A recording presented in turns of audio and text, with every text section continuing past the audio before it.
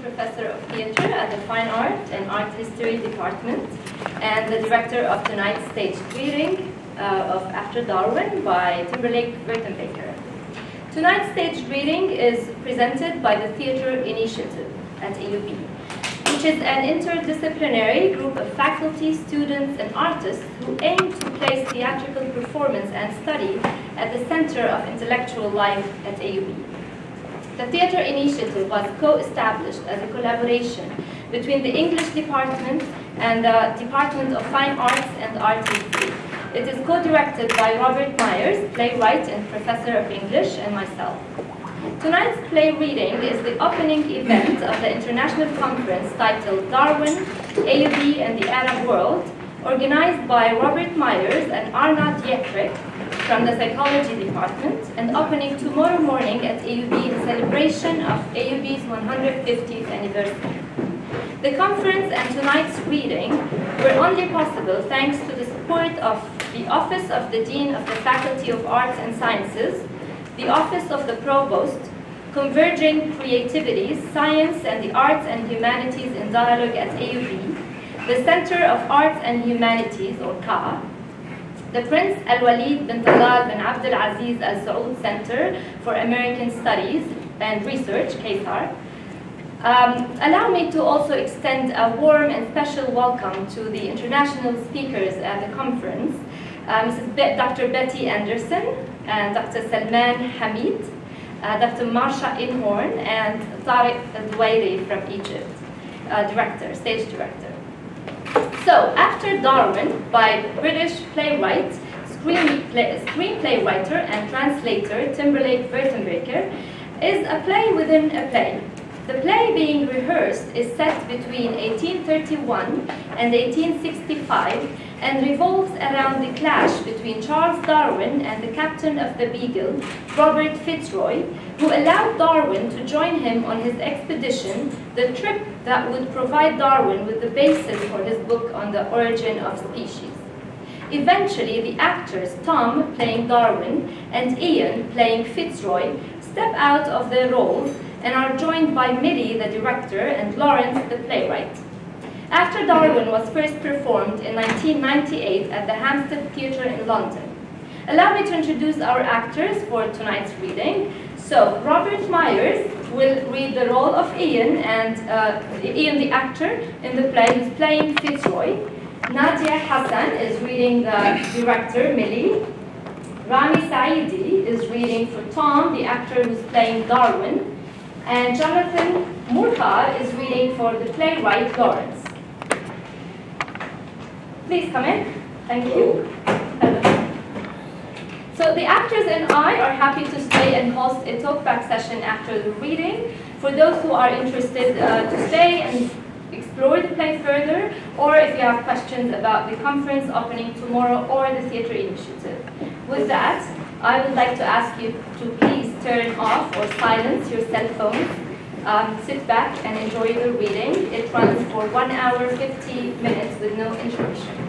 So take a moment, please, to turn off your cell phones, and we're going to start.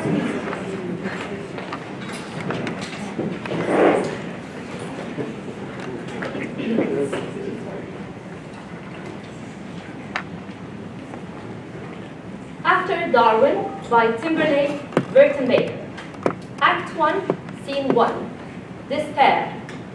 30 April 1865, 7 a.m. A room that is elegant and spare. On a large table, a washing bowl, a cutthroat razor. Robert Fitzroy wears full navy uniform minus the jacket which hangs. Charles Darwin, in rumpled clothes, sits on a chair to the side. Fitzroy holds a Bible in his hand and brandishes it. This is the truth. Woe unto thee, blind guide, natural selection. We cannot survive without the book. You want a grim future without purpose, mockery of all that is sacred, no moral light? It had been better for that man if he had not been born. I harbored you in my cabin. I, Fitzroy of the Beagle, have brought destruction on the world. Woe unto that man by whom the offense cometh. That knows, that knows. Why did I tear up the letter? I only ever wanted to do what was right. I understood it. It was my inheritance. But perhaps there is no right, no good.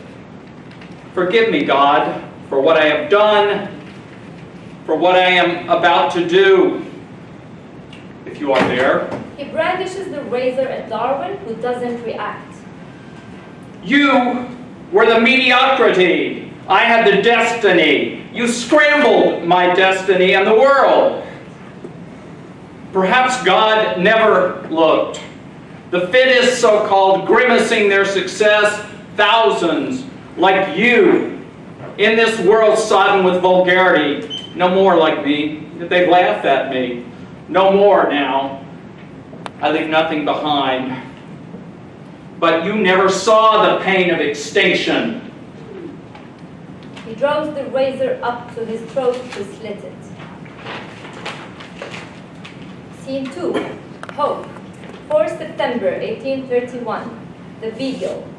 Captain Robert Fitzroy in full Navy uniform. Dazzling. Charles Darwin in rumpled traveling clothes. The presence of wealth and elegance, very spare and neat. Chronometers. Tenerife, the Cape de Verde Islands, Rio de Janeiro, the Straits of Magellan, the Falkland Islands, the Galapagos Islands. Do these names mean anything to you, Mr. Darwin? I've read about Tenerife, Captain Fitzroy. I've dreamt of Rio. We do not know the exact longitude of Rio. If the Beagle can chart these waters and coast accurately, she will change the history of the world. I have 22 chronometers on board. 22? The Admiralty provided 4. I bought the rest. No more shipwrecks. Think of the lives saved. Yes. And then the souls. In Tierra del Fuego, I encountered the most miserable and savage creatures. I captured 4 and had them educated in England. Indeed, Captain Fitzroy. I heard of York Minster, Jemmy Button, and Fuega... Basket. The 4th boat memory died of the smallpox. I'm particularly pleased with Jimmy Button, who seems naturally disposed to civilization. I'm bringing all 3 back with a young missionary who will establish a settlement on that wild coast. I have an artist on board to record the flora, fauna, most remarkable in these parts. Yes. There lacks only a gentleman savant. Yes. To pursue researches in natural history, collecting, observing, noting, a companion as well. The coast of South America is bleak. The previous captain of the Beagle shot himself. You heard? No, I deeply regret. When I took command of the ship, the crew were near mutiny. Mr. Darwin, I regret I was not able to get a message to you in time, but the post of naturalist on the Beagle has already been filled. Oh no. I have only now written the letter confirming my decision. I hope you're not too disappointed. Bitterly. Forgive me, Captain, if it is too late. I must now. I won't take any more of your time. I was not under the impression you were so keen. I came as soon as I could. My father opposed the idea. I could do nothing without his approval. He fears for your safety? He thinks I'm wayward. So? But Uncle Joe's, that's my uncle Josiah Wedgwood, thought it would be a capital thing to do and convinced my father. My father wants me to take the holy orders, but the pursuit of natural history is very suitable to a clergyman, and it would only be a delay. We answered all of his objections, and my father agreed. Your father is an excellent doctor. He once treated an aunt of mine, and she lived until she was 95. He is most shrewd, yes. That is, he used to take me on his rounds. He wanted me to follow him into medicine. And you did not feel compelled to obey his wishes? I hate the sight of blood. I could not have guaranteed your safety in South America, Mr. Darwin. It's not my own blood I'm afraid of spilling, Captain Fitzroy. It's dissection. I shoot accurately, I assure you. I'm not a very good at taxidermy, though. And the lectures were so tedious. My father fears no application. You have eminent friends at Cambridge. I'm frightfully clever at catching beetles, Captain. Perhaps it's just as well for the Coleopatra of South America I'm not coming. Professor John Henslow, his father was the master of the Royal Dockyards at Chatham. He's taught me everything I know about botany. Adam Sedgwick, they say his geology lectures are always full. What made you wish to come? Alexander von Humboldt. You've read it. Everything. You too? At Naval College. From my earliest youth, I felt an ardent desire to travel into distant regions seldom visited by Europeans. So did I.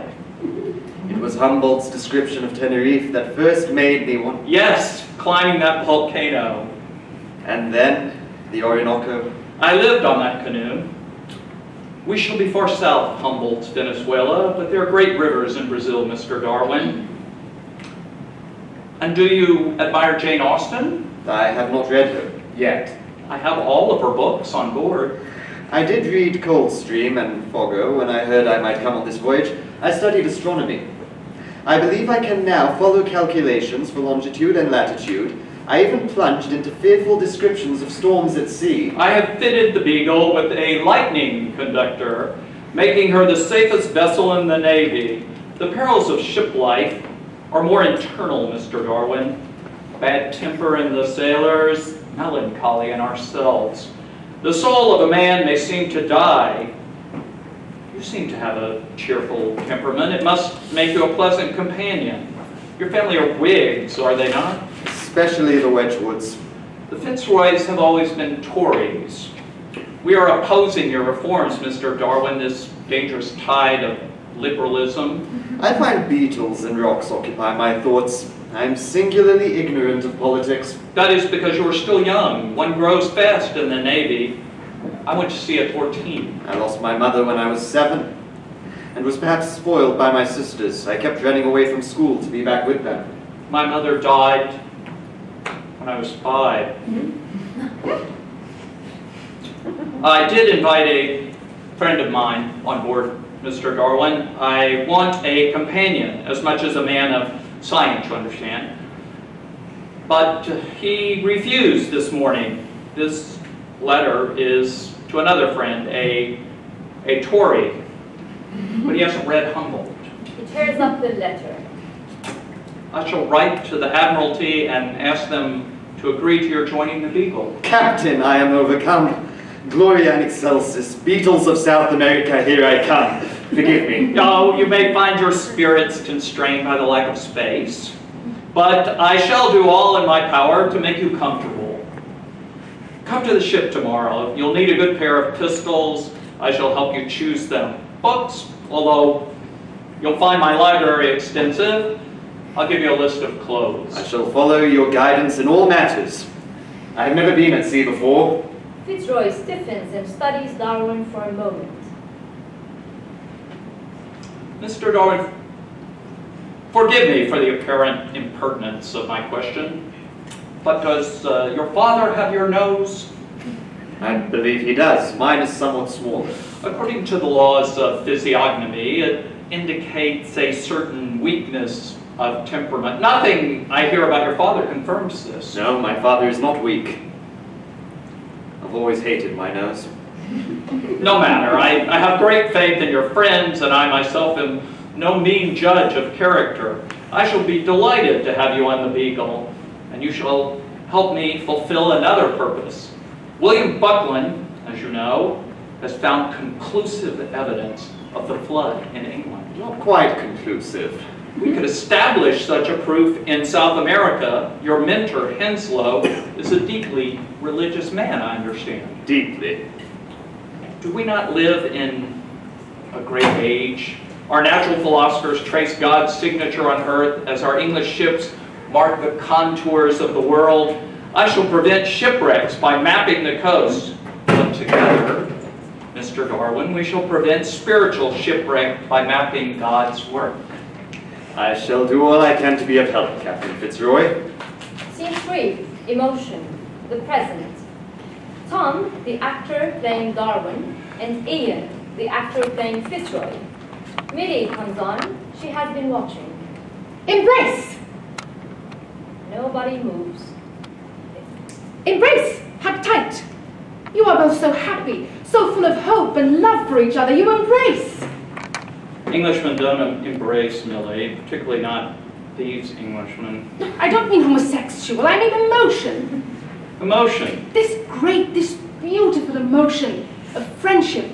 It's so obvious you embrace, isn't it, Tom? It's just that, you see, they may have trouble expressing, English, all that. Maybe we could just move towards each other. Charles Darwin is young, enthusiastic. Surely you want to embrace your beau ideal of a captain. Whatever. I've read everything there is about Fitzroy, which isn't much, I admit, but I can assure you he would not embrace or be embraced. He would never show what he feels. Ian, you are creating him. He's an historical character. I'm finding him. You say yourself he is unknown. He will evolve into what we make him here. Well, why make him a fool? The phrenology business is bad enough. Can't we get rid of it? It's a famous anecdote. I don't like it. You don't like anything. Ian likes the lines, Millie. He gets so angry when I get them wrong. I see emotions in these lines. You interpret. I see two men who embrace. Maybe in Bulgaria. In Bulgaria, they would take a knife to their arms and mingle their blood. And they would not be young men on an exciting voyage around the world. They would be fighting in caves and forests against the Turks. So there would be fear and also anger against the oppressor. And perhaps both would be tortured, mangled, dead. And now that you've once again shamed us with the excitement of your history, you expect us to do as you want? It's not my history anymore. This is my history. Then you should learn to understand repression. It may not be as romantic as oppression, but it works.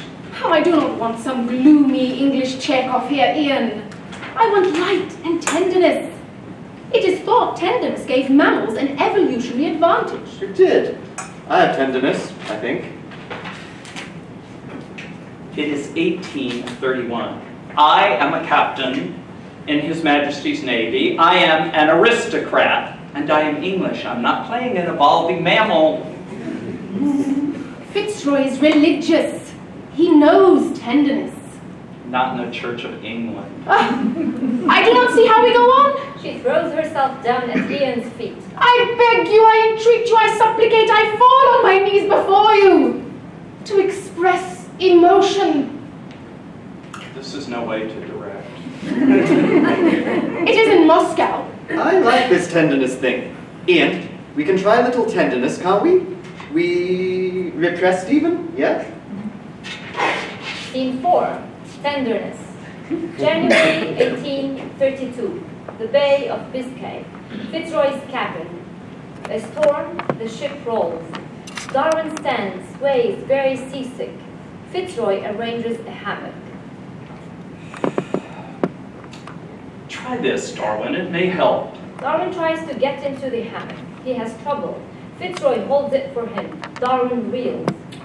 You must believe me when I say this is the worst storm I have encountered in the Bay of Biscay. I fear I shall prove useless on this voyage. We have not been at sea very long. I was sick as soon as we left the channel. Even the Fuegans laugh at me. Have you seen Jemmy Button mimicking my seasickness? He doesn't mean it unkindly. They're better mimics than our London actors. Darwin holds down a wedge. Perhaps if you lay down on the divan. Fitzroy gently leads Darwin to the divan. Darwin collapses. This is intolerable. Lieutenant Wickham tells me you are considering leaving the Beagle. I cannot be much of a companion in this state, Captain. I might stay in Tenerife and then find a ship to take me home. I heard Portsmouth there is a quarantine in Tenerife. We may have to remain aboard. I so hope to see it. I am sorry to disappoint you, Darwin, but you will find much to see in the Cape de Verde Islands. My officers would be sorry to see their dear philosopher go. You have made yourself well liked. I should be sorry, too. Very sorry. Darwin wrestles with a bout of seasickness. Fitzroy gently adjusts a pillow. Let me read you the next chapter of Persuasion. Scene 5. Friendship. Tom and Ian, as before, but very relaxed. I really admire you. I saw you a few years ago. Yeah, I thought, I hope I'm not letting you down. Not at all. It's a lot of lines. Okay. I remember them, I just don't know what they mean, and then words, they shift about. That's the pleasure. In a film, you're there forever, fixed. And people eat popcorn while they watch. I went to read for this film. When? I know I'm not supposed to, they're looking for Germans. I mean, English with German accents. Real Germans are too expensive or too real or something. What do you think? About Germans? Would you do a film? I'm not as. Listen, we have a lot of words coming up. Yeah, short words. Will you help me? You know, hints? Concentrate. Concentrate. You don't really need my help. I know, but I like it. Scene 6. Doubt. Darwin and Fitzroy, a month later off the coast of South America. It is hot. Darwin reads with enthusiasm. The next morning, we saw the sun rise behind the outline of the Grand Canary Island and suddenly illumine the peak of Tenerife, whilst the lower parts were veiled in fleecy clouds. Fleecy? On the 16th of January, we anchored at Porto Praya. You've gone from Devonport to the Cape de Verde Islands in one paragraph? I was rather seasick. Go on. February 29th. The day has passed delightfully. Delight itself, however, is a weak term to express the feelings. Feelings? Feelings of a naturalist who for the first time has wandered by himself in a Brazilian forest. The elegance of the grasses. Elegance. Is that a size? The novelty of parasitical plants, the beauty of the flowers. Vague, Darwin, vague. The glossy green of the foliage, a most paradoxical mixture of sound and silence pervades the shady parts of the wood. Which is it? I explained the noise from the insects is loud, but there is a deep silence in the forest.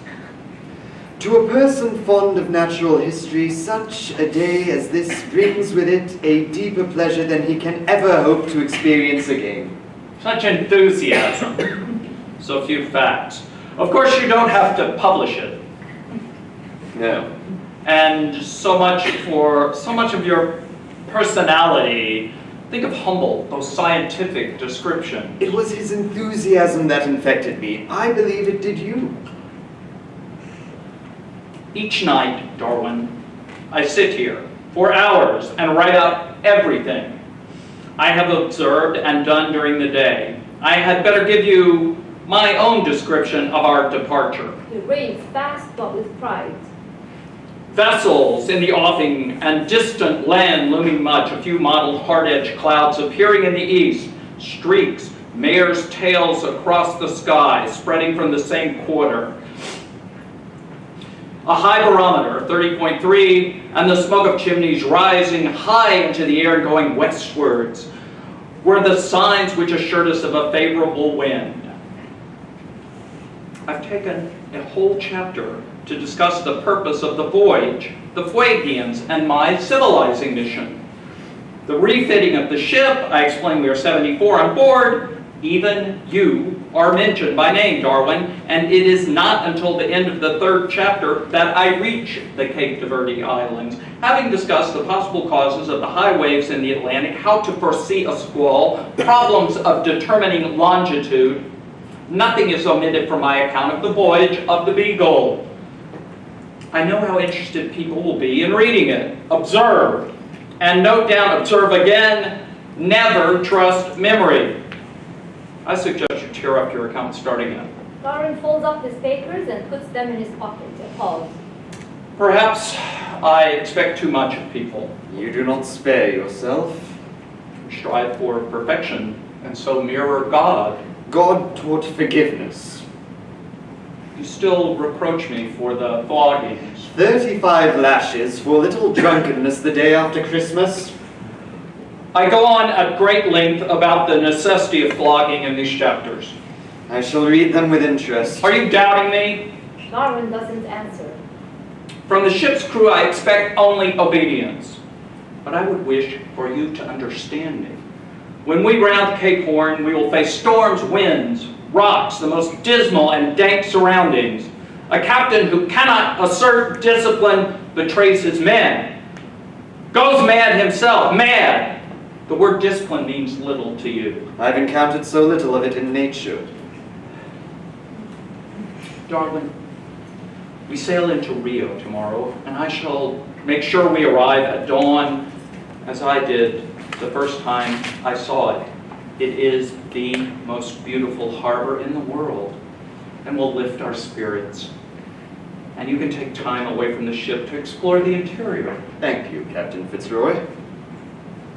You see, I am not without sensibility, but there is so much at stake. You work yourself very hard. Too hard? Who is saying that? Wickham? Sullivan? They call me Black Coffee, don't they? When the dark mood descends. Your lieutenants are devoted to you, Captain Fitzroy. I've only observed. Scene 7, camouflage. Tom and Ian facing around each other. No. In his autobiography, he describes himself as a simpleton who only accidentally stumbled on one of those theories that changed the world. He was a good and faithful husband, adored by his children, a sound friend, brother.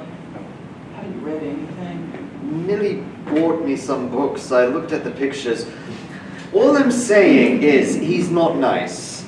Nobody can be nice and that famous. You're nice, but you're not famous.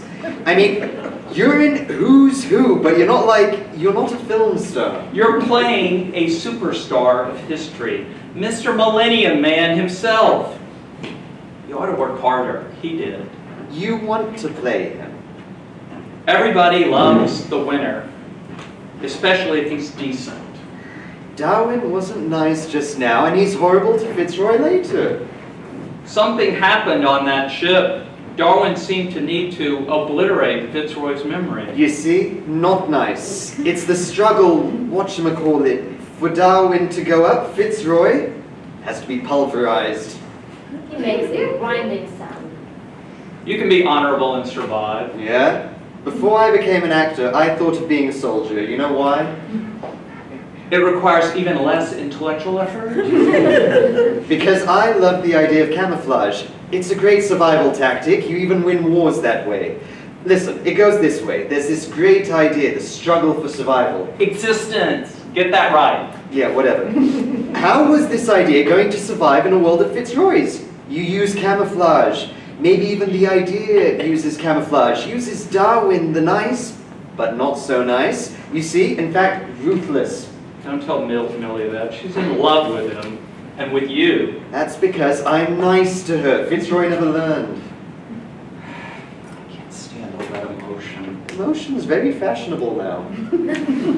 Real passion comes from ideas. Yeah, I wouldn't know. Because I'm in a muddle with this guy. He's like one of his fossils in the next scene. Put the bits this way and you get a giant snake. That way, a furry mammoth. You're supposed to help me. You're so experienced, so nice. Read the books. Why should I believe the books? It's called history. Yeah, but history's shifty too. I mean, isn't it supposed to be rewritten all the time? Things happen that we were told never happened, like those Yugoslavs who helped us in the war, you know? The partisans, those English politicians sent back to be killed. It's in the film script. And then there's some things that maybe didn't happen, like the Holocaust. Don't- To cease, Tom, quick and violent. Don't you ever say that, ever! Okay, sorry, don't get so emotional. Even your stupidity doesn't excuse a statement like that. I'm only repeating what I hear. I don't care one way or the other. He begins to lug bags into the middle of the cabin. Don't you? I wasn't there, were you? We all carry luggage. Not me. I live in the present. I travel light. Scene 8, change. Montevideo, Fitzroy's cabin. Darwin lugs some dusty bags. He is himself dusty, disheveled. The cabin is filled with dust. Fitzroy sits very still, very dark. I rode with the gauchos. They are so tall, handsome, proud, dissolute, long hair, black mustaches, clicking spurs and knives. So polite. He imitates a Spanish accent rather badly. Si, Senor Darwin. But offend their dignity and He imitates the slitting of the throat. I watched them catch their cattle with the lasso, like He this. twirls an imaginary lasso. I tried it myself, but I tangled my own horse's legs and we both fell. How they laughed. Said they'd never seen a man capture his own self. There was I and this horse, both wrapped up in the lasso like a naturalist parcel. He demonstrates. Fitzroy offers a wintry smile. We climbed the Sierra de las Animas. I found 80 different sort of birds. I'll show you. All kinds of reptiles. Even a 98-pound water hog. The buck I shot had the worst smell I had ever encountered. I used my handkerchief on him. I think I can still smell it. So can I. We came to a salt lake of black mud. Fetid. Ugh. I brought some mud back for you, but I dropped the bottle. I'm sorry. There seems to be some mud still stuck on your shirt. There were hundreds of flamingos, the life Fitzroy. On this seemingly grim and barren landscape, the flamingos feed on worms. The worms on Infusoria or Converging. All the life is totally adapted to this lake of brine. Isn't it wonderful? God's infinite providence. Here's the best. He takes out some large and dusty fossilized bones with great care. I have many more coming. Wickham will be so cross with me he can't find any more room on the ship. Fitzroy raises his eyebrows at this. Darwin places the bones on the floor as well as some teeth and a skull. It is all very heavy. Some of these crumble as soon as you touch them. It's maddening. Quite. This animal was as large as a rhinoceros. The tooth could have belonged to an elephant. It's the tooth of a herbivore. And look at this neck, like a giraffe's. He keeps placing and replacing bones, puzzling over the configuration. These animals are no longer found in South America. What happened? The door of the ark may not have been large enough to accommodate. May I ask what amuses you so? Surely, Fitzroy, aren't you reading Lyell's second volume? I run a ship! Surely you agree with him that you can't explain all you find on high mountains by catastrophic flood, but rather by a very slow, why, you said yourself. I hadn't considered the consequences of such a statement, and Lyle fudges. He proposes. Waffle! Something must be one thing or another. There was a flood. The Bible tells us so. A short silence. Darwin goes to another sack and brings out a dead mole-like creature. They call it the tuco-tuco because of the sound it makes. It makes the sound, tuku-tuku. They're very friendly. He brings out a dead starling. A kind of starling. They stand on the backs of cows and horses. Listen. He imitates a bird sound with a bubbly hiss. It seems they deposit their eggs in other nests like our cuckoos. Now listen to this. He emits a high-pitched sound like a peewit. Just like a peewit, isn't it? Now, He imitates a pack of dogs barking, brings out another bird. nothing like it in England. Sounds like a pack of dogs in full chase. He does the sound again. Intrigued, Fitzroy winces. Now, where have I put it? Please stop it! Fitzroy, are you feeling unwell? I am perfectly fit! I was so delighted with my discoveries, I did not think to ask. That is not unusual. You have been working very hard. Yes, Mr. Geographer, while you were gallivanting about the countryside, I have measured, remeasured, and measured again every inch of this coast. Back and forth, back and forth. There will be no error in the charts of these waters. Isn't that good? Good, but not good enough. I have to do it again. Fitzroy. I don't expect you to understand the quest for perfection. I am remiss for asking you to take an interest in these fossils. Please to remember, I was the first to notice bones embedded in the silt of Punta Alta.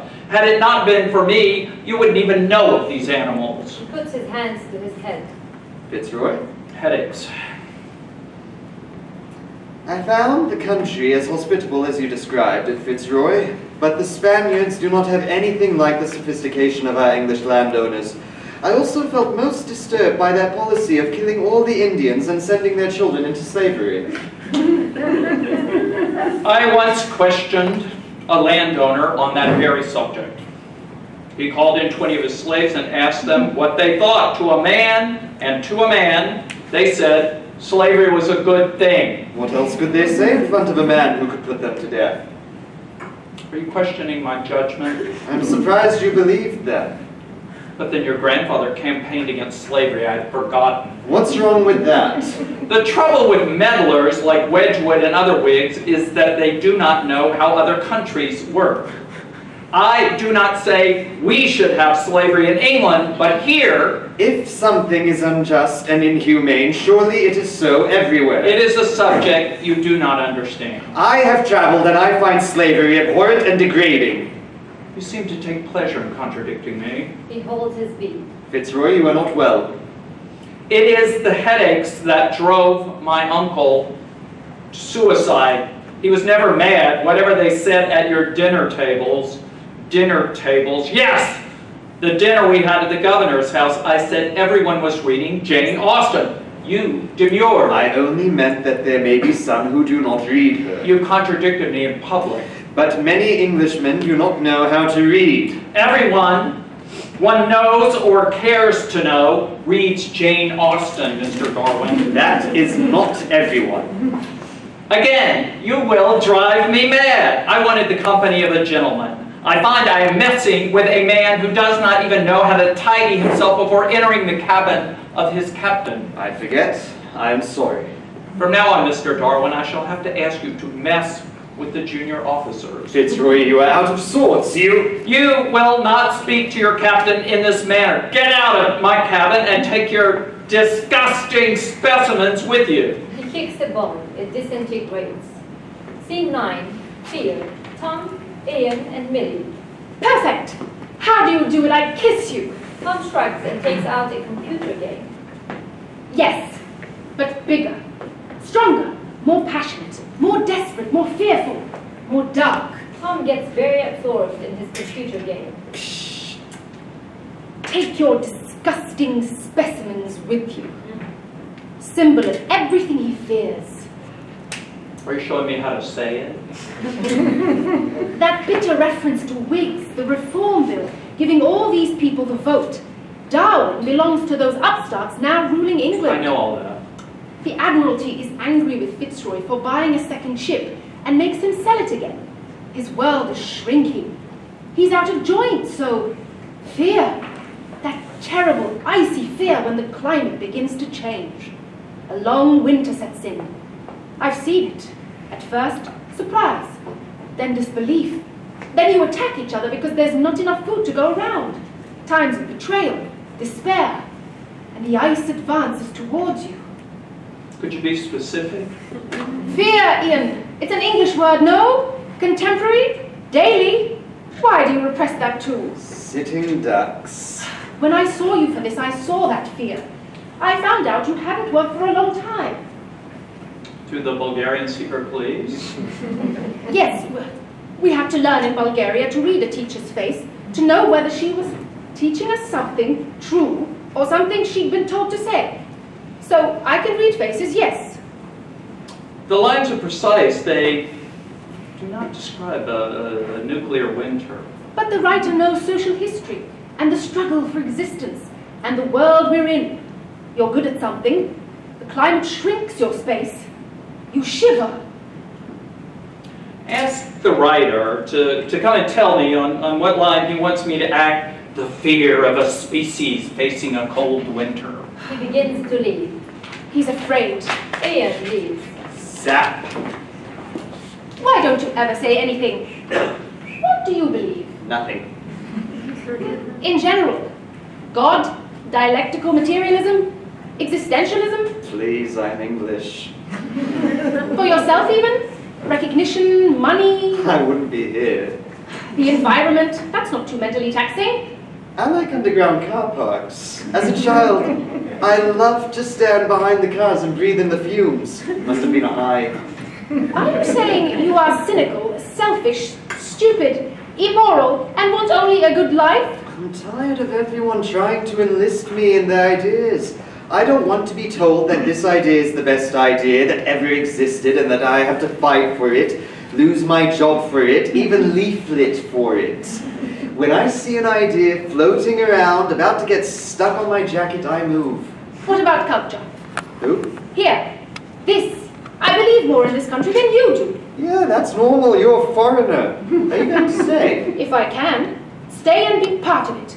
More British than the British. You speak so well.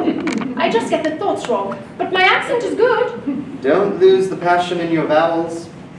They may tell me to go. It depends on this. I have to prove I have something unique to contribute. I'm afraid of the post in the morning. The letter telling me to go home. I have no home. I'll marry you if you want. I thought you were... I am, but I can still marry you if it helps. What would you... Get out of it. I don't believe in profit either. But why?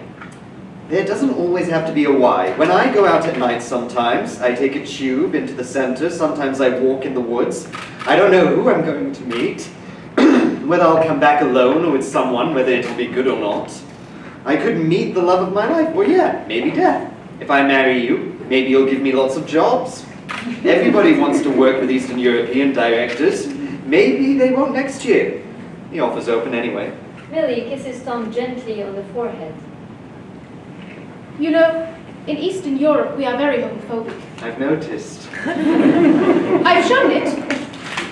You've shown fear.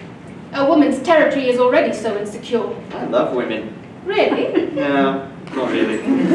But I do like your vowels. I can't pass for British until I get rid of them. What a sacrifice. Not for survival. Survival. Survival. I still can't believe in generosity without idealism. That's because you're homophobic. How do you think we survive? Scene 10. Idealism. 1832. Tierra del Fuego. Off the Straits of Magellan. Rain, gray, very cold. Several boxes are stacked in Fitzroy's cabin, making it even smaller. Fitzroy and Darwin, cold, having been stuck at sea for a month, drink tea in irritated silence. Every slurp and swallow is self-conscious and intensely heard by the other. Darwin, seasick as usual, swallows frequently to the annoyance of Fitzroy. Fitzroy takes ages to put his cup down after a drink, meticulously, silently. Darwin watches, mesmerized. Fitzroy slightly prissy gestures. Darwin's cup tends to crash a little. Fitzroy winces when that happens, as when Darwin clears his throat. At last, tea is over. Fitzroy moves a tray carefully and looks at the skylight. We have another hour of light. Darwin looks up, despondent. Will the sun never shine? Darwin takes out some papers and spreads them. Fitzroy moves them slightly back. Darwin doesn't notice and pushes them out again. In his logbook, Captain Stokes described Tierra del Fuego as the dreariest landscape on earth, utterly desolate, where the soul dies. He had encountered the sorts of winds we've had. Couldn't move for months. Eventually, he locked himself in his cabin and shot himself. He made rather a mess of it, and it took him days to die. When I took over the Beagle, the crew kept seeing his ghost. Sometimes I think I see his shadow, just there to your right. He stares and moves towards the area indicated, then stops himself. But I have a very cheerful task at hand. The good ladies of the Walthamstow Missionary Society entrusted these boxes to my especial care. Darwin looks briefly and goes back to his papers. We'll soon deposit our young missionary and the Fuegians. There are some beautiful glaciers in the channel, by the way. He puts a box on the table, begins to unwrap it. I'll make a note of all the items given, and the Fuegians will learn to write their own thank you notes in good time. I never thought to see men and women in such an abject state. They are human beings. I feel closer to these beetles. They will be educated. The nakedness, filth, ugliness, shouting, constant begging. Yamashuna, is it true that when their women become old, they eat them? Only in times of famine. I asked Jimmy Button why they didn't eat their dogs instead, and he told me it was because the dogs catch otters, but the women can no longer help feed the tribe. And you plan to educate them? Not one of God's creatures is beyond salvation. Try to be a little more charitable, Darwin. They repel me. Darwin goes back to his papers. Fitzroy unwraps some silver-plated cutlery. He counts. 36 forks, 36 spoons, 36 fish knives. Surely, Fitzroy. Fitzroy continues doggedly, writing down. 4 serving spoons, He unwraps an elegant soup tureen. Wedgwood, He now unwraps several immaculate white embroidered anti-macassars. Anti-macassars. what up? Fitzroy, they've never even seen a blanket. Why should a Fuegian not sit one day, his hair cut, washed smooth with macassar oil, in a huge armchair, reading a paper, and then his wife shall want anti-macassars? Not immediately, perhaps. Agriculture must be established, basic building skills, weaving. Matthews will hold some of these back, but look how quickly Jimmy Button has learned civilized manners. My greatest ambition is to be remembered as someone who benefited mankind. Is it not yours? I would not be in Matthew's place for the world. He trusts in God. God help him. God will. He continues to unpack. 10 baby bonnets. He now begins to unwrap another large object. What can this be? A chamber pot. Scene 11, Identity. Tom, Ian, Millie, and Lawrence, the playwright, who is well dressed in a casual American way. So, in November 1832, Fitzroy landed his 3 Fuegians with the missionary Matthews at Pontley Sound. Jimmy Button recognized his tribe, but could no longer speak his own language. His mother and his brothers refused to acknowledge him. The sailors erected tents and planted a vegetable garden before leaving. Fitzroy went back 10 days later to find the goods stolen, the vegetable garden trampled, and Matthews' life threatened. Matthews was re-embarked, but Jimmy Button was left to fulfill Fitzroy's vision of a civilized tribe. When Fitzroy returned to Pontley Sound a year later, a lone naked savage with mated hair and painted face emerged from the mist in the dugout canoe. With difficulty, pain, Fitzroy recognized Jimmy Button. Jimmy, embarrassed by his nakedness, refused to answer Fitzroy's questions until he had been fully clothed. English and good table manners came haltingly back to him. Over dinner with his beloved captain, and he told the sad tale of abject treatment by his tribe and family. And yet he refused to sail with Fitzroy, insisting this was where he belonged. He undressed, lowered himself into his canoe, and vanished. He had adopted Englishness with total enthusiasm, but had then readopted the customs of his tribe with equal commitment, thus becoming perhaps one of the first people to suffer the stresses of biculturalism, a condition which was the reach of epidemic proportions in the late 20th century. Jimmy Button's own tribe is now extinct. Poor Jimmy Button, I love him so. I've always wanted to say something in real theater. It's not the same as a lecture hall. Why don't you? You have a good voice. I wanted to when I was at college, but I looked around and I thought, no, it's too crowded here. So I majored in biology and English instead. I'd never imagined you'd be like this. I thought you'd be... What?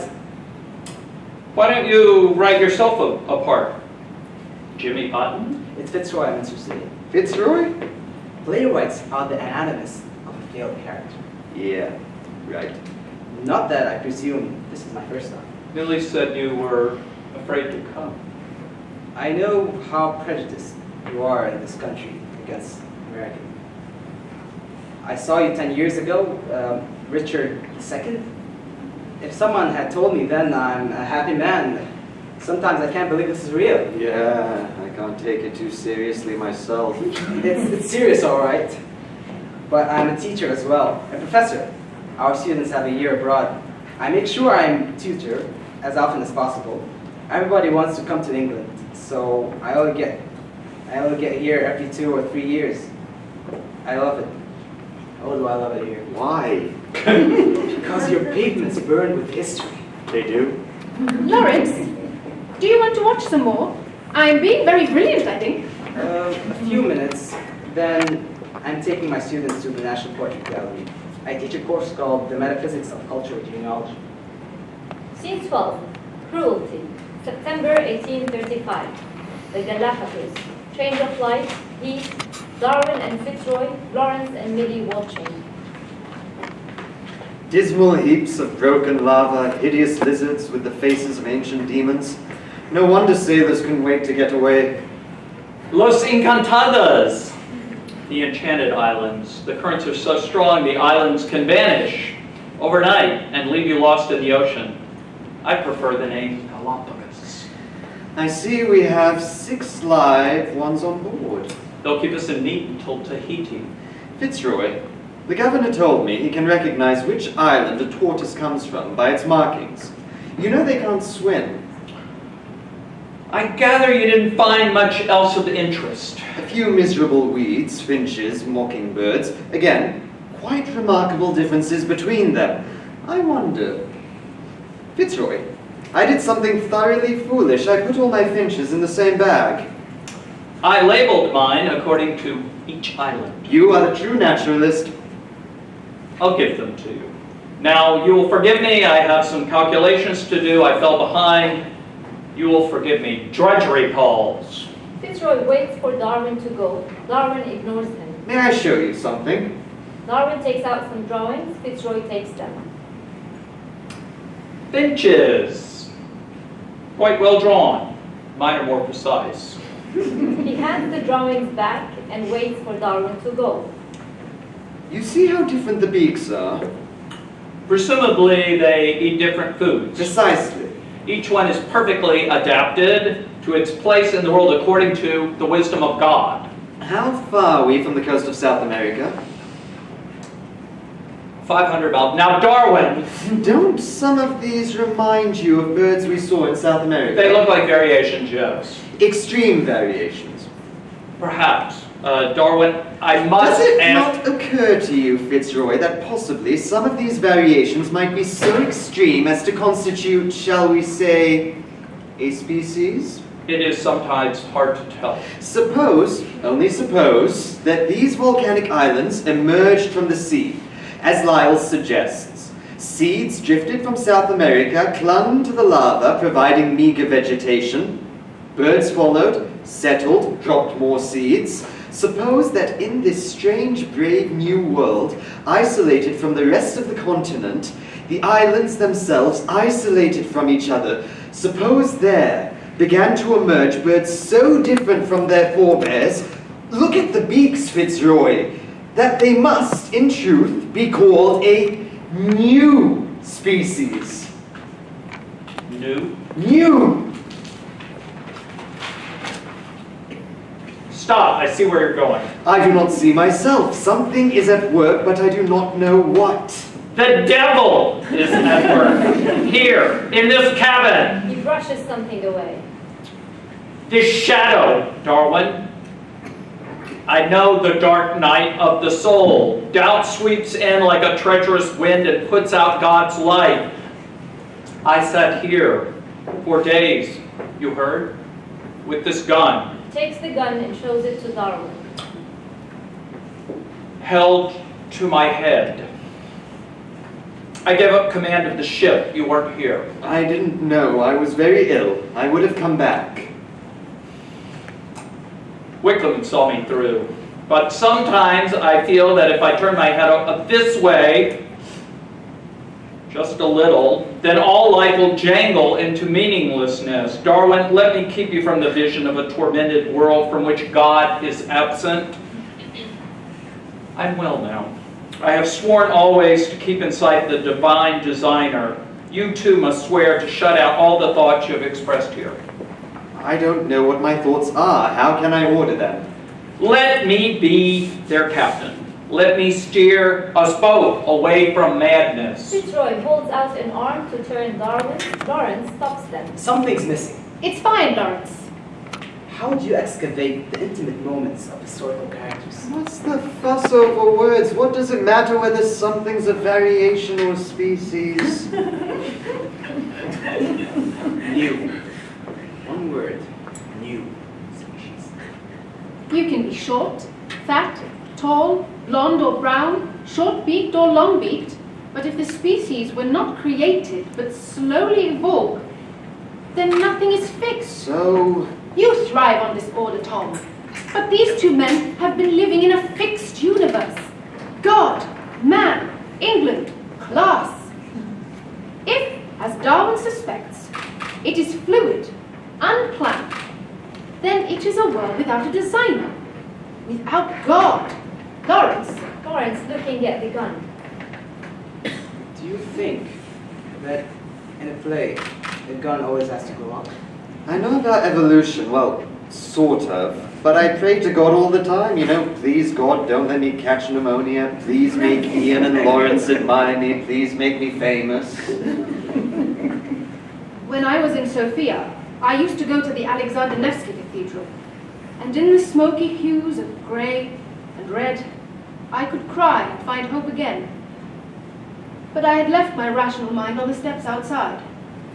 We read the Bible as metaphor. Lawrence, still with the gun. Some believe access to metaphor is an evolutionary tool to stave off the grief of chaos. We need it more and more. Yeah, right, Lawrence, you're a real help. I don't believe I never have, but when I am working like this, I feel what can only be described as a kind of grace. Yes, it is work, it is work. We will dispel the darkness. We will work. In, I begin to love you. Lawrence, is it Fitzroy's hereditary madness that's coming over me? There's a genetic predisposition from the family, a cultural one from Captain Stokes. And the environment is right. If you go for only one of those options, you'll destroy the mystery of being human. I'm getting a headache. There's nothing comfortable about evolution. To suggest the words of the Bible are not literally true and no longer hold the word safe.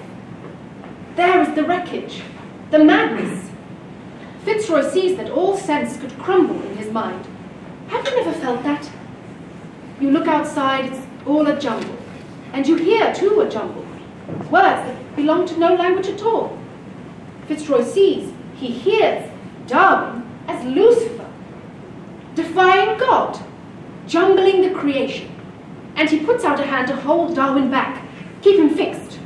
Tom, you turn away, stand there, enchanted by his islands, their possibilities. This new world that came into being so gradually, so accidentally. And also, you see this already, so cruelly. I love the cruelty. Very now. Yes, let's have more cruelty. They stay in position. Millie watches. Lawrence toys with the gun, then hands it to Ian, who aims at Tom.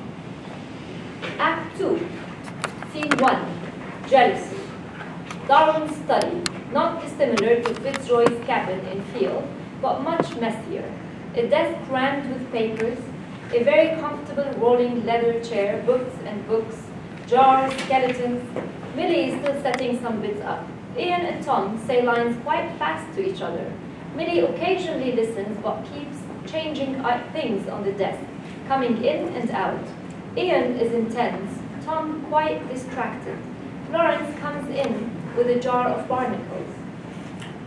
Mr. Darwin's journal is still detained, to the great regret of the scientific world, because it is to form part of a longer work, including an account of the surveys of Captains King and Fitzroy in South America.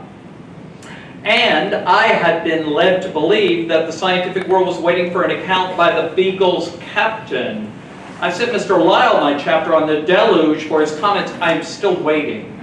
Presumably cannot answer. Have you read it? I found the arguments difficult. I put them succinctly. I am a naturalist, not a theologian. Your own mentor, Sedgwick, has repeatedly said that scientific truths are there to reveal God's intentions. I prove the truth of revelation. I even use some of your finds. Indeed, Darwin, I mention you often. I am flattered. You seem to have forgotten it was by my invitation you joined the Beagle. I cannot imagine my life without those 5 years. My officers were kind to you. They could have been handsomely rewarded if they had collected their own specimens. They made room for you instead. The specimens are even more interesting than I knew, Fitzroy. Please give me their names. Please too give me their names. It's an interesting English construction. Please to give me their names. Many don't have names yet. The names of my officers. Fitzroy. The names. Sullivan, Osborne. What are their names? Wickham. Come on, Tom. Wickham, Stewart. Need I go on? You talk of sunsets, plants, generals, but never a mention of these superb officers. Even I, your captain, hardly feature at all. I shall endeavor to repair the omission.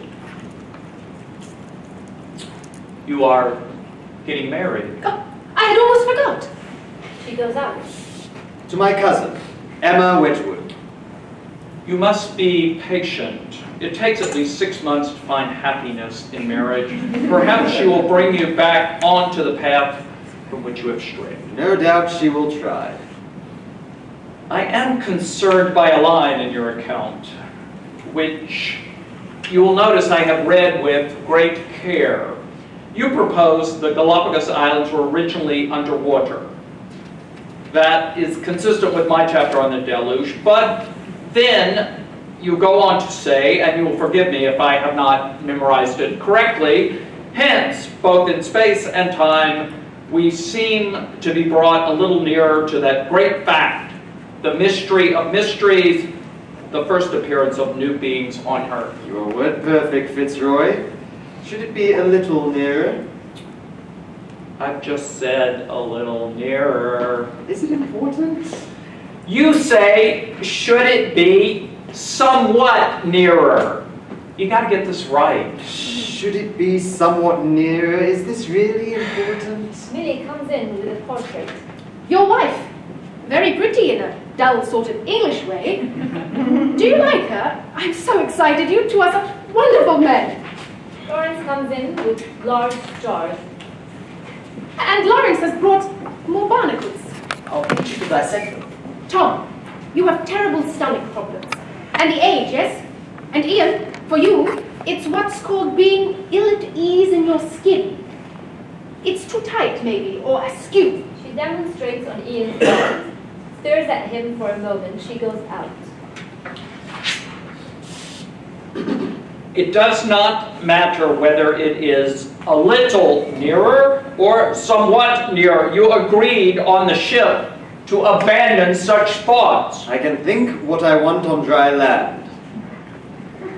I don't remember Darwin agreeing to anything. Not if you are a gentleman. Something happened between them in the Galapagos, but I haven't discovered it yet. You are beginning to make a reputation for yourself, Darwin, but if you make public the thought you confess to me, you will be ostracized, and I shall feel responsible for the misery you bring to yourself. I was your captain, Darwin. That was 5 years ago. 3, I hope I may consider myself your friend. I've got to go and do some work. It's important. Is it? I want to protect you. The bleep goes off. Ian looks for something. Captain Fitzroy, you will have to allow me to look after myself. Another beep goes off. Ian takes out a Tamagotchi and presses a few buttons. My daughter's Tamagotchi. She comes every other weekend, and I look after it the rest of the time. If something happens, she'll never trust me again. Tom and Ian both look. I think it wants to be He fed. gently hands the Tamagotchi to Tom. Virtual baby, you get very attached. Tom quickly hands it back. Is it important? The Tamagotchi beeps again. What? Ian looks at it. It's Darwin, evolution. That is rather important. They talk, that's all they do, talk. Now if they had a shootout... Tom imitates a gunfight and the Tamagotchi goes off again. Well, what do you want now? They're easily bored. Admit it. You'd love to make a film. If it was good, maybe. Even if it was bad, come on. 15 years ago, I was doing a good line of parts, and theater seemed a noble, solid, even impregnable environment. This young, hot American director came to England and suddenly decided he wanted me in his film. He took me out to breakfast and laid before me the promise of stardom, wealth, power. I was dazed. As an afterthought, he gave me the script. It was about a serial murderer. His increasing skill at not getting caught. The path of such a character in Shakespeare or Ibsen would reaffirm a moral environment. Tamagotchi goes off. Wait, I'm talking. Not here. Nothing. I turned it down. I was sure the film wouldn't have an audience. When it came out, it was a huge success, and for the first time I felt the icy trickle of fear, as if the ornate skills I was developing would soon be redundant. Like the 10-foot antlers of the Irish elk, which killed him when he kept getting stuck in the trees. Absolutely. No antlers for me, you can do both. You have to be very lucky or very stupid to survive in two environments at once. So my stupidity could be, what's the word, a modern adaptation. Too many film stars give bad performances. It's not that they've lost their talent, but their sense of self. Yeah, but they're eating lots of food in the meantime.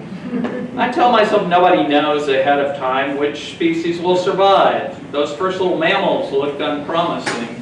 You don't sound convinced.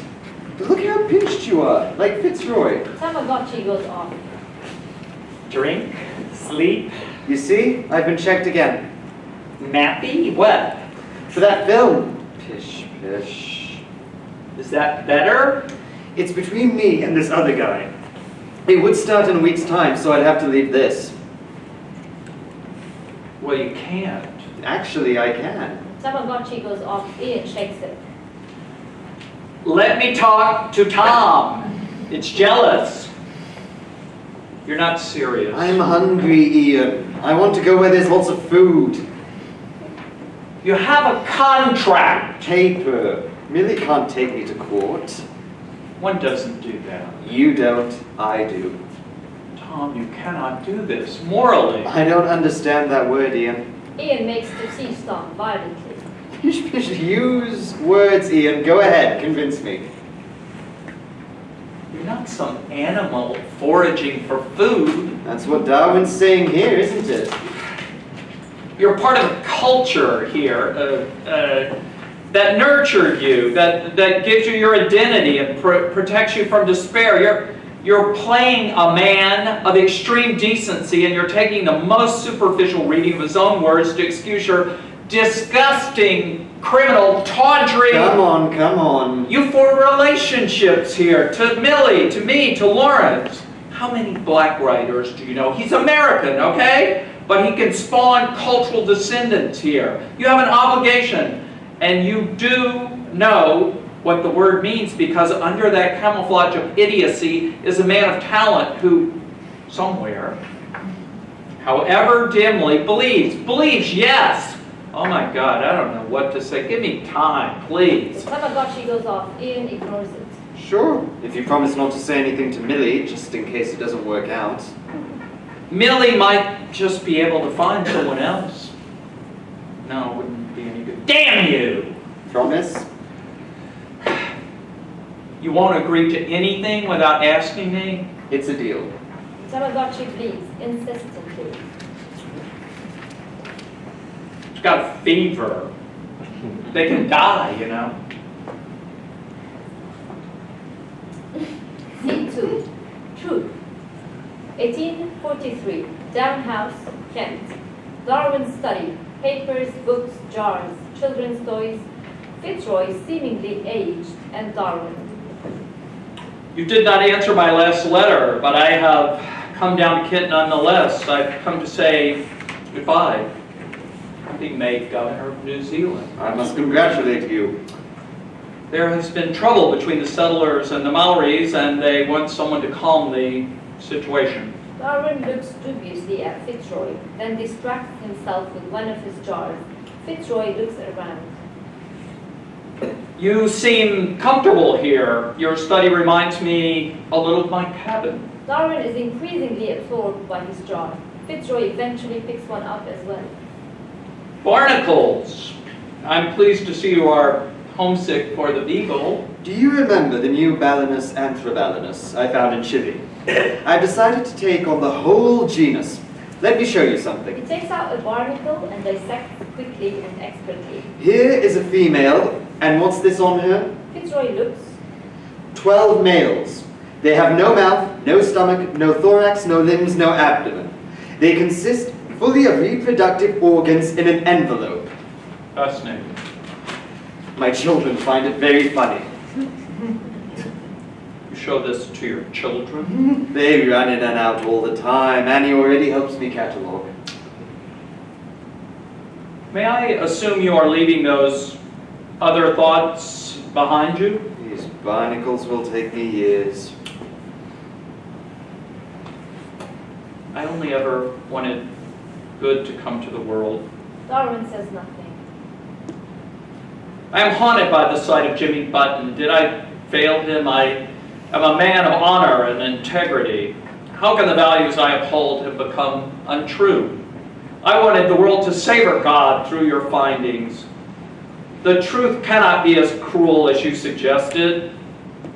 We could not live with that truth. I failed Jimmy's tribe. Don't let me fail the world, Darwin. My little barnacles won't do much one way or the other. They can show order and the beauty of creation. He grabs hold of Darwin in an uncharacteristic gesture. Because it's there, Darwin, isn't it? It's there. He keeps shaking Darwin. It's there. It's there. It's there. Then he comes on and gently disengages Ian. Ian, It's there, isn't it? Isn't it? Isn't it? in the next scene, Darwin has written the most important book of the modern world. You have read it.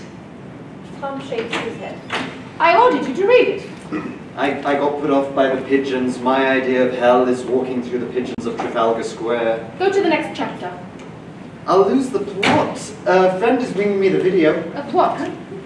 of The Origin of Species. It's only an hour and it has close-ups of important words. You know, like selection and some nice animals. I can fast forward the pigeons. When I interviewed you, you said you were interested in evolution. I wanted the job. How dare you lie to me? And tell me only now when it is too late to get rid of you. I don't have to be Darwin to act Darwin. You have to understand every word he says. Do you? Of course. I read all of Darwin. All of Darwin? Tom, I will sit with you every evening and read to you. You will like it. That's my body time. When did you read all of Darwin? There's yards of him. It's sexy. Where? I'm talking to Tom about evolution. We're both interested in your evolution, aren't we, Tom? I do not have time to tell you. Now, I will have to teach you evolution. I will start with plants. Ian, you can go. I want to learn. It's not important for you. Well, where did you learn about Darwin? In the Bulgarian theatre. We are very intelligent. They teach evolution in drama school? Yes, Wow. why not? The essence of drama is conflict, no? Struggle, evolution. And it's taught to opera singers as well, ballet dancers. Makes them leap higher. All right. I learned about Darwin in high school. Now, Tom, Clearly you were a brilliant pupil. I wanted to come to England and study science. Wow. Wouldn't that have been better? A lot of intelligent people go into the theater. There's nothing wrong with that. It can be the wrong choice. Evolution does not explain the suicidal gesture. Well, that's a good definition of going into the theater. It still doesn't explain you. You've been lying to us about Moscow. In the 1960s, Zhivkov decreed that members of the Communist Party must be pure Bulgarians. So my family, which had had a Turkish name since the Middle Ages, changed it to a Bulgarian one. They also found a monk in Rila monastery who was willing, for a fee, to become a close cousin. So I was born into a respected medical family of pure and ancient Bulgarian origin. In my last year of high school, I stumbled on the truth. And I don't know why, I really don't know why, I decided to proclaim my Turkish identity. It was just when they were confiscating the property of anyone with a Turkish name. So I was immediately expelled. My parents went into hiding. I had never been political. I did not have the dissident's art of survival. I drifted to the capital. I found a job at the theater. As a director? As a cleaner. When the communists fell, I took back my Bulgarian name. But it was too late to go to university. I came here and implied I was a director who had worked as a cleaner. You were so romantic about us. No one asked questions. And also I had fallen in love with this. Maybe it could explain my suicidal gesture. I took an English name. Millie? Amelia. Why didn't you tell us before? The truth is not a good survival tool. It makes you vulnerable. And so attractive. Ian and Millie stare at each other for a moment. I can become good at this. I know I can become good at this. I will work and become good at this. And then at last, I will be safe. Scene 3. The Origin of Species. 1857. Darwin's study. More things. Next, lots of books, portraits of several children. The men have aged. I am not certain. Natural selection, the struggle for existence, the origin of species. And you will say that God did not create permanent species? I say every species multiplies at an unsustainable rate. There is not enough food, hence competition. Any individual who has an advantage over another... Advantage given to it by God. More like accidents. The advantage is not immediately evident, but it gives the individual a better chance of finding food. A stronger beak will crack harder berries, let us say, and the advantageous trait is inherited by the offspring, and this leads gradually to the formation of a new species, especially in isolated geographical areas like the Galapagos. If you remember... I remember that time better than you. The changes take place over millions of years, like the formation of man? the Earth. That will be another book. That is what everyone will want to know. He too evolved. This is not possible. I believe it is the truth. You do not have to publish your misguided beliefs. I was sent a paper by a young man called Alfred Russel Wallace. All my ideas are there, Fitzroy. Never heard of him. No one will listen to what he says, but you are respected in the best circles. Let this Wallace publish it. It came to him in a 3-day fever. Quite. I have spent 20 years working it out. I would have to let another man... Are you saying you are publishing out of the vilest personal ambition? Millie comes on. I do not believe you are desperate enough to publish this book. I understand exactly how he feels. It would be like letting someone else have a film part, even if it's going to hurt people. Even nice Mr. Darwin wants fame. It's natural, so I was right to do it. You've accepted. You promised. I was afraid you'd convince me, so I acted first. You must read The Origin, or the audience will know you are stupid. He's not stupid, just duplicitous. Yep, my dad was like that. Here's Lawrence. Maybe he can convince you. Lawrence, oh God. Lawrence comes on with pages. You know that gun? Tom has something to say. Find the words, Tom. Easy. I've accepted a film part. I start next week. That's when we start. You cannot do this. That would be immoral. Yeah, I know, but I have. In contemporary Britain, Millie, the moral dilemma is an over-specialized refinement that leads rapidly to extinction. I like Darwin. I'm sorry. Does that mean I can make you change your mind? No, it means... Well, it doesn't mean anything. It's what you say when you feel bad. I'm used to feeling bad. It is the end of everything. You can start again. You stupid boy! Who will give me the chance? I begged, I cajoled for this. Now you know. No violence, not much sex. History ideas not exactly popular. But we found a small and secure place, and I am so very tired, and it's such a struggle. Millie, take it easy. Easy? What do you know, you American? You have oil in your country, you grow wheat. I thought to myself I could thrive in the West because I have something you do not have. Intellectual energy and passion, too. But now I see it as a disadvantage, and I will go home. If I die of hunger, at least I will know why. But I cannot understand you, Tom. I come from a culture where many of us had to do terrible things. But you do not have to do this. I think I understand him. If you are in a threatened environment, you have to be prepared to jump. I do not understand you either. Why don't you beat him up or do something male or something? I am an intelligent being. I do not want to go to extinct. But I do. I'm going to sleep right now. Millie, we could start again. The letter came yesterday. I'm an economic migrant. I have lived in the spare rooms of those who found Eastern Europe exotic. But we are becoming less fashionable, and the rooms have gotten smaller, and the effort, even to dress well. And the round at the pub, which means no lunch, no supper. What did you say? I will not have you feel sorry for me.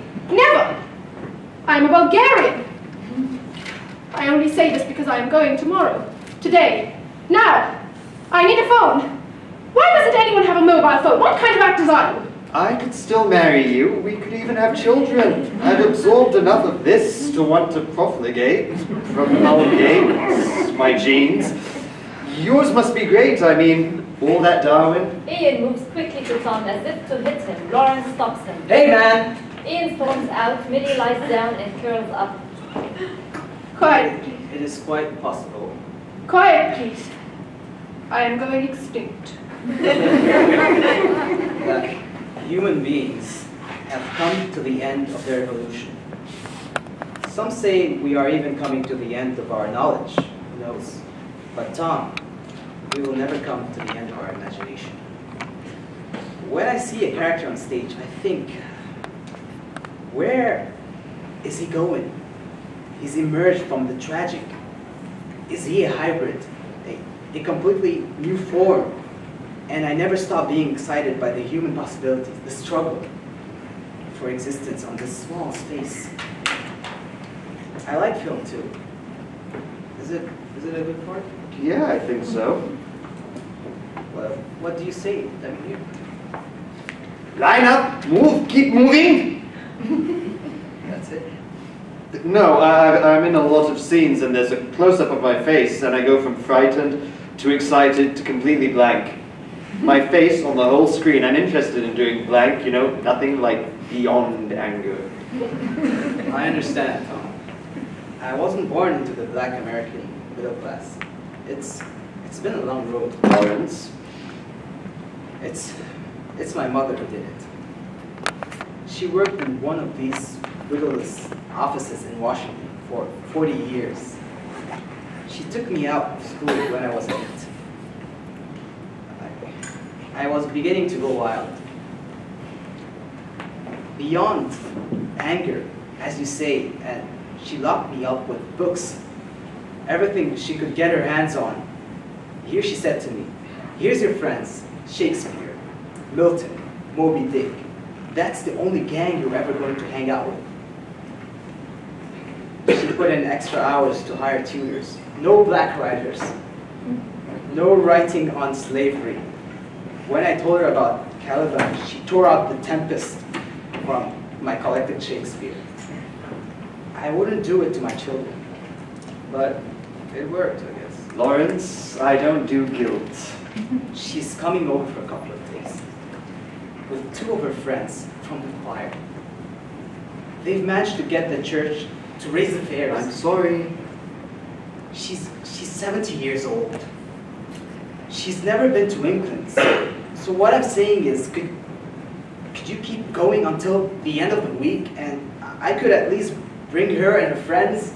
Millie curls up tighter. Lawrence takes out money and a piece of paper. And she wants Millie to buy 3 hats. 3 English hats. For the occasion, she says she wants the best. And one for you. Will $500 be enough? I've got the head measurements here. Scene 4. Sexual selection. Ian and Millie. Tell me about your life in Bulgaria. We were doing very well for a while. We had expanded to the gates of Constantinople and were ruled with humanity and order by a man called Samuel. One day an invading army filed into a narrow defile called Symbolongos. Samuel was taken by surprise and escaped, but 15,000 of his men were taken prisoner.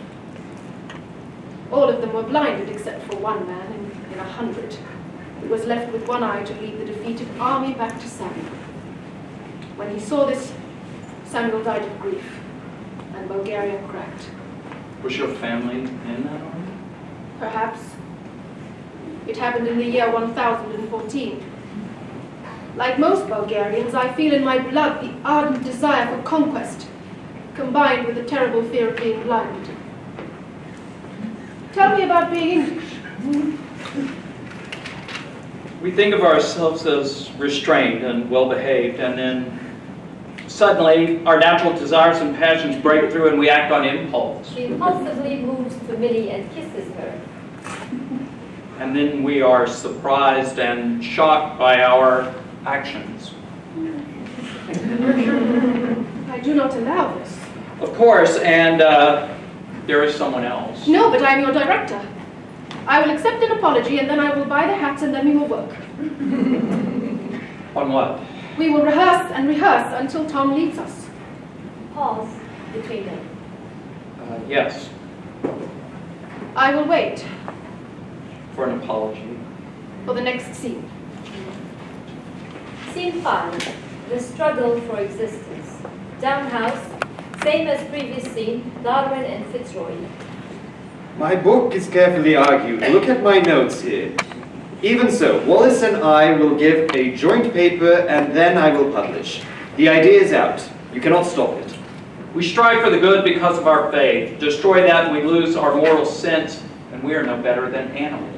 We are no different from animals. All of my life I have followed moral precepts. It does not bring me advantage. On the contrary, I would have been better liked in New Zealand if I had not wanted the good you heard. I understand there is a book, but I have not read it. Vilifying me for wanting to protect the Maoris, the settlers. They are like you, Darwin.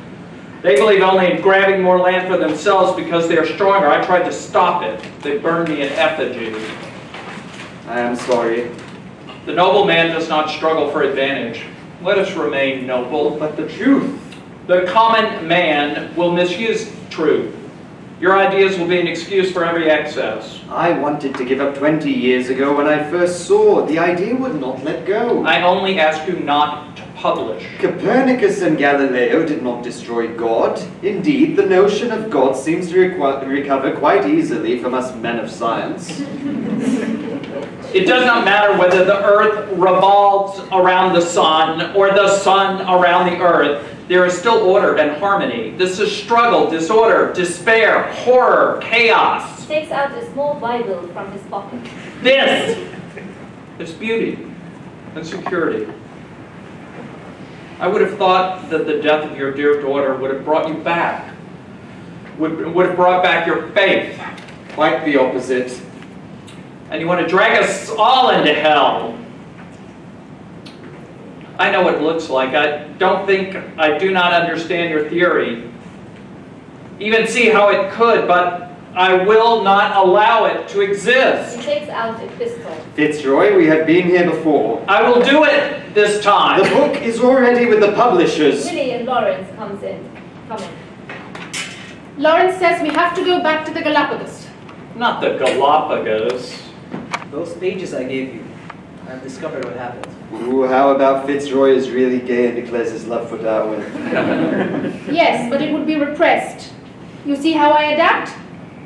Now to the Galapagos. I feel seasick. Can't we just go on? No. Lawrence believes this is what must have happened at that crucial moment on the ship. It explains Darwin's later antagonism towards Fitzroy. Take off your ages, the bitterness and fatigue of life. Go back to the light and heat, to Fitzroy's cabin, to the Galapagos. Millie, Silence! Be grateful for the chance. Tamagotchi goes off. I said silence! Give it to me. I'll keep it quiet. You know about them? I have one. I do a timeshare. Scene 6. Natural selection. Darwin and Fitzroy. Light. Same positions as at the end of Act 1. Lawrence and Millie watch. dismal heaps of broken lava, hideous lizards with the faces of ancient demons. Los Encantadas. I prefer the name Galapagos. Fitzroy, the governor told me he can recognize which island a tortoise comes from by its markings. You know they can't swim. I tell you didn't find much else of interest. A few miserable weeds, finches, mockingbirds. Again, quite remarkable differences between them. I wonder, Fitzroy, may I show you something? Darwin takes out some drawings. Fitzroy takes them. Finches, quite well drawn. Mine are more precise. Don't some of these remind you of birds we saw in South America? They look like variations, yes. Extreme variation. Perhaps, Darwin, I must ask you... Fitzroy, suppose, only suppose that these volcanic islands emerged from the sea, as Lyle suggests. Seeds drifted down from South America, clung to the lava. Birds followed, dropped more seeds. Suppose that in this strange, this brave new world, isolated from the rest of the continent, the islands themselves isolated from each other, suppose there began to emerge birds so different from their forebears, look at the beaks, Fitzroy, that they must, in truth, be called a new species. New? New. Stop! I see where you are going. I do not see myself. Something is at work, but I do not know what. The devil is at work here in this cabin. See the face of nature so bright with gladness, Fitzroy, but we do not see, we forget that the birds which are singing around us live on insects or seeds and are thus destroying life. And we forget how these birds or their nestlings or their eggs are constantly eaten by beasts of prey. It is a cruel world. Beak against beak. Food is scarce. The one with a tiny advantage, strength maybe, or better disguise, that one will survive. The misfit must perish. Swear to me you will abandon all such thoughts. What if there is truth here? Fitzroy takes the gun from the table. I know the dark night of the soul, Darwin. I turned this on myself in my mind's darkness. Fitzroy, it would explain all the animals which have disappeared, all those bones I have found. The struggle is fierce. Fitzroy turns the gun on Darwin. You are the darkness. Don't be foolish, Fitzroy. I am only thinking. Now you will swear to stop. Ideas multiply in my mind. They have me in their grip. They eat my rest. Fitzroy clicks the gun. Darwin, I will do it. Darwin sees Fitzroy serious and goes still. Fitzroy, you have not been well. I felt the brush of the devil. It was you. He aims carefully. You cannot shoot an unarmed man. It is dishonorable. Men sacrifice their lives. I condemn my soul to save humanity. Swear. Fitzroy! Swear. I cannot swear. Swear. I cannot. On your honor, on the Bible, and before God, you will go down on your knees, Darwin, and you will swear never again to think the thoughts you have expressed here. If you cannot, I, who stand here to represent God as the captain of this ship, I will have to kill you. Darwin hesitates. The gun is aimed. Darwin goes down on his knees. I swear. Pause. Lawrence comes in with Millie. It is a modern play. The gun does not have to go off. But Fitzroy breaks his code by threatening an unarmed man.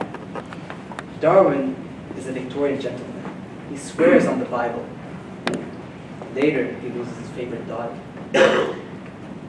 I had to stay alive. The idea is like a South American virus. It takes over, digs its claws, multiplies, feeds. It does anything to survive, and that's what makes Darwin do anything to survive. Yeah, great. Can we do it my way now? Could you be in love with me?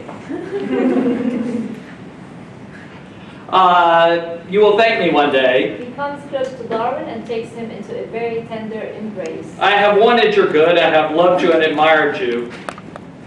Will you forgive me? I like that. I meant it. I am asking your forgiveness.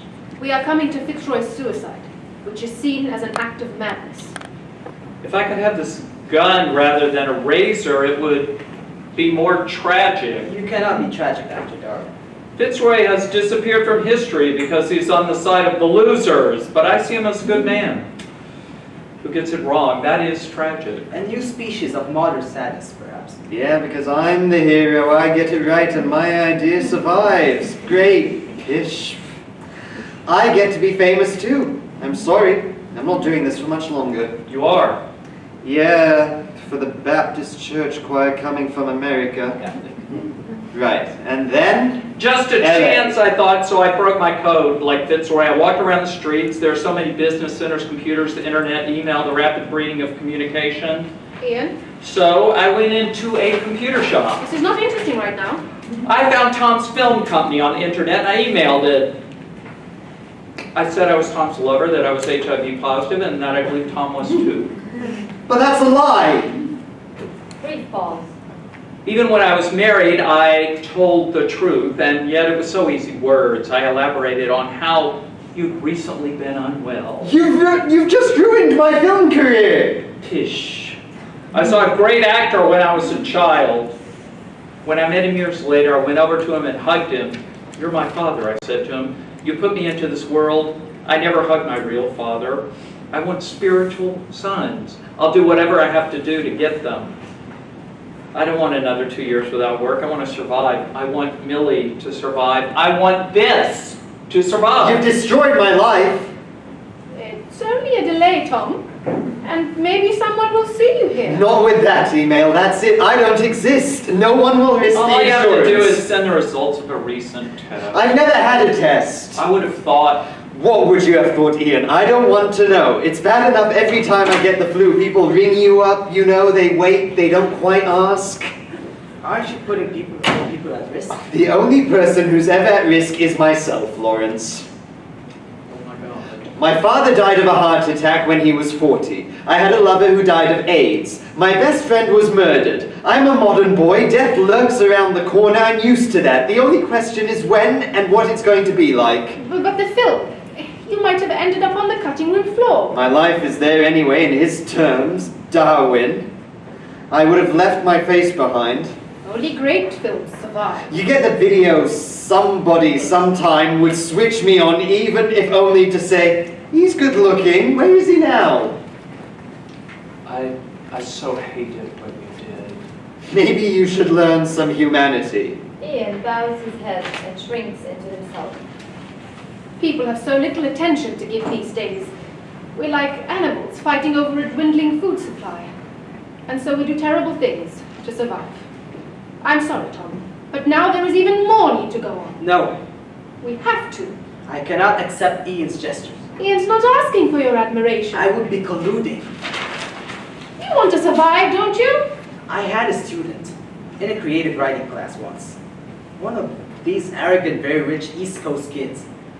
First day he said to me, teach me to write like Kafka. Find the man's moral caliber, he said. Assume it, and then come back to me. He dropped out, of course. I am responsible for my own integrity. Your mother's here. Aren't you doing this for her? If there's one thing a black American woman from Washington, D.C. knows, it's that the difference between right and wrong. Tom has nothing else now. He has to do it. I wouldn't allow him after what Ian's done. I'm surprised at you, Millie. Aren't you ashamed? I've done a lot of shameful things to get here, Lawrence, but we're almost there. I lost hope once. I'm not losing it again, and I'm not going to let you destroy me now. You'll destroy my happiness instead. Your happiness is of no interest to any of us, Lawrence. You're a writer. You should be miserable. Human beings have evolved a moral sense. We don't know why, but they have. Lose that, lose what makes you human and able to do this. He gestures at the papers. But this also needs to survive.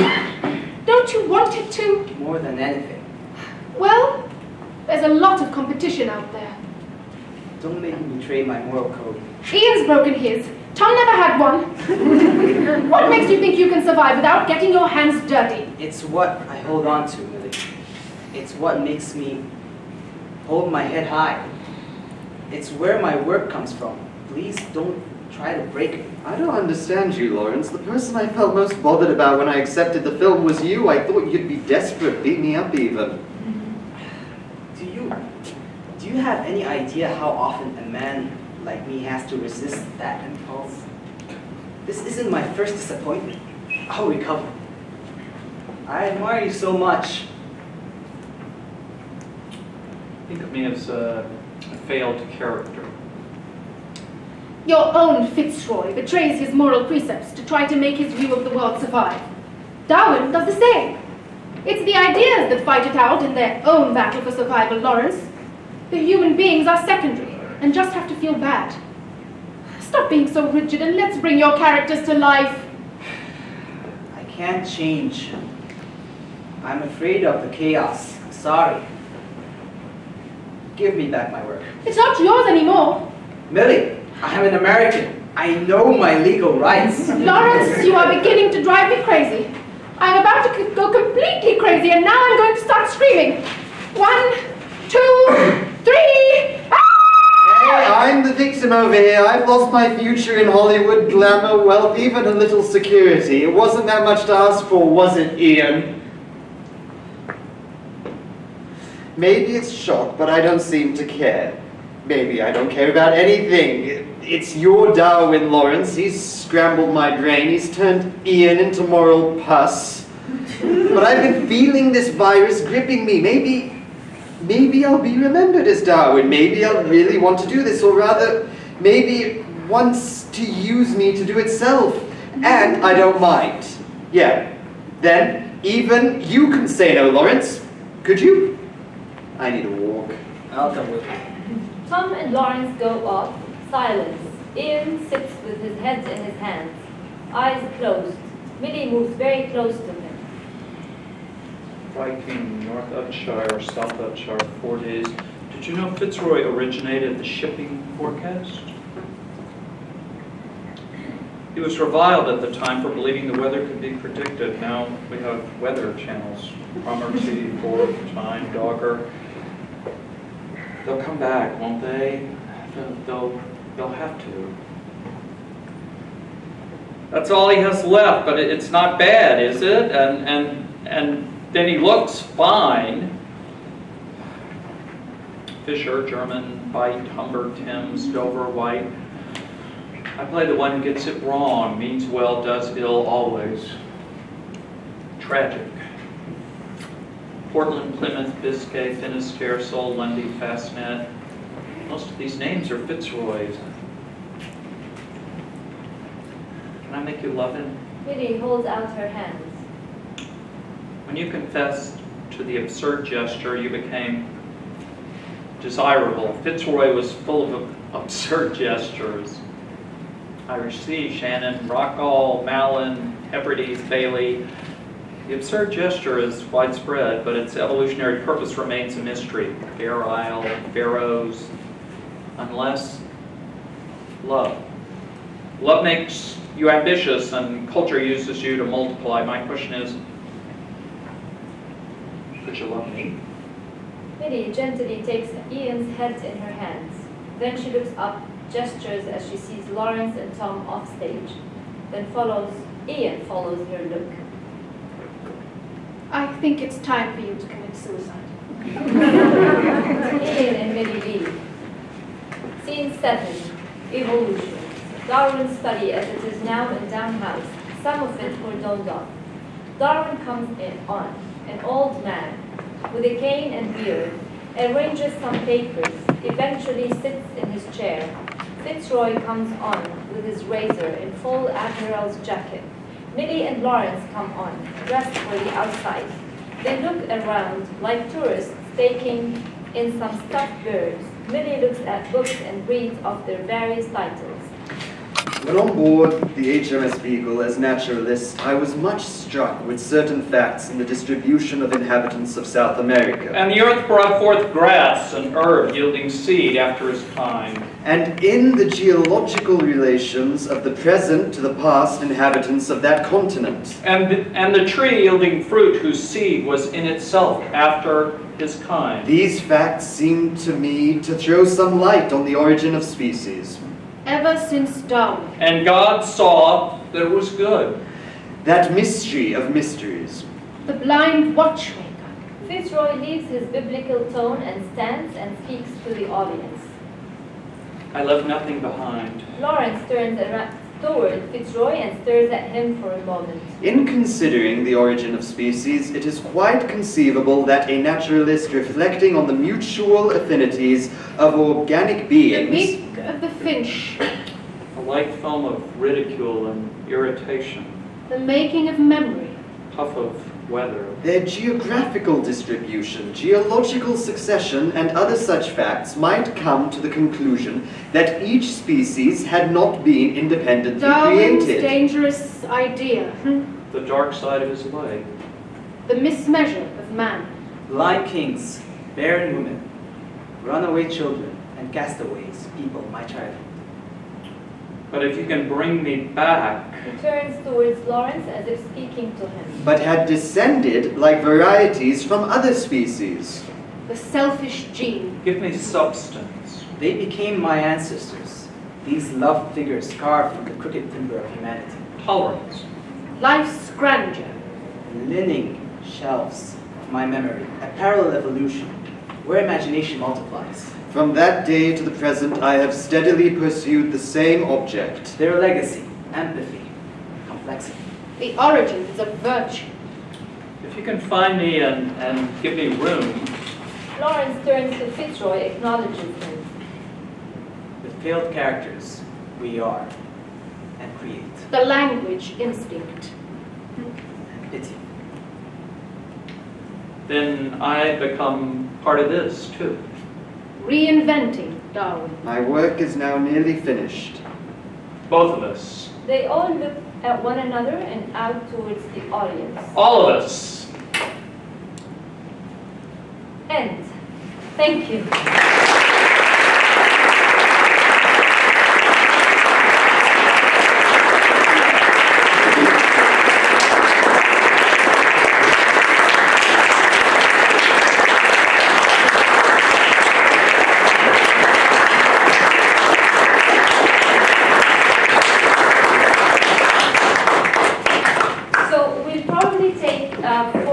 Allow 4 minutes for those of you who need to go, and we are happy to stay and answer any questions about this, about the conference tomorrow. A kind reminder for those who came in a little late, tomorrow we're opening the international conference on Darwin AUB in the Arab world, organized by Robert Myers and Arne, Dietrich from Psychology Department. It starts at 9 a.m. Join us for coffee, and then the opening 9:30. At College Hall, B. College Hall, Auditorium B. Basement. Basement. Please be there. It's open for everyone. And also, I would like to say you can follow the AUB Theatre Initiative page on Facebook, where you can know more about our work. The next upcoming production by the Theatre Initiative is on October 6th. It's called Munadilat. It's a speech reenactments that happened during the last century at AUB. So look at that, and we'd love to see many of you there. Thank you so much for coming tonight. Thank you.